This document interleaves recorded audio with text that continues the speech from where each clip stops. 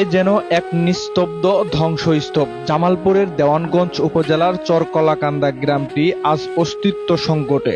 ব্রহ্মপুত্র আর দশানী নদীর ভয়াবহ ভাঙ্গনে প্রতিনিয়ত বিলীন হচ্ছে শত শত আবাদি জমি, বসত ভিটা আর মানুষের স্বপ্ন।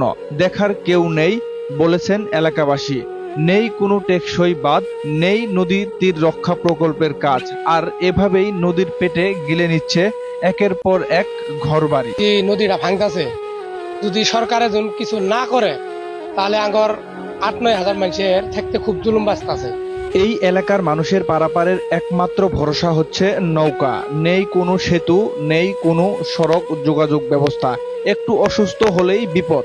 হাসপাতাল তো দূরের কথা, স্কুলে পৌঁছানো কঠিন ব্যাপার। এই বছরে এখান থেকে প্রায় 15 থেকে 20টার মতো বাড়ি চলে গেছে, নদীগর্ভে বিলীন হয়ে গেছে, এবং আরো এখানে প্রায় 5 শতাধিক বাড়ি ঝুঁকিপূর্ণ অবস্থায় আছে।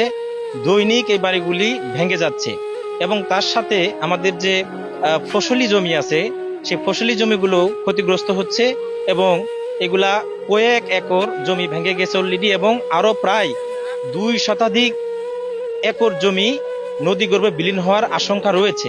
এলাকাবাসীর দাবি, সরকার যেন জরুরি ভিত্তিতে এই ভাঙ্গন রোধে পানি উন্নয়ন বোর্ডের মাধ্যমে জিও ব্যাগ ফেলা শুরু করে।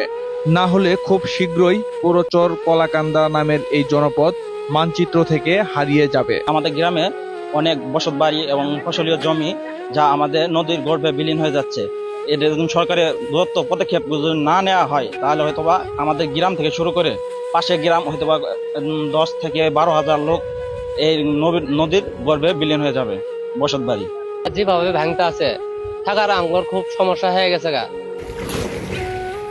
রামু মিয়া, দোয়েল টিভি, জামালপুর।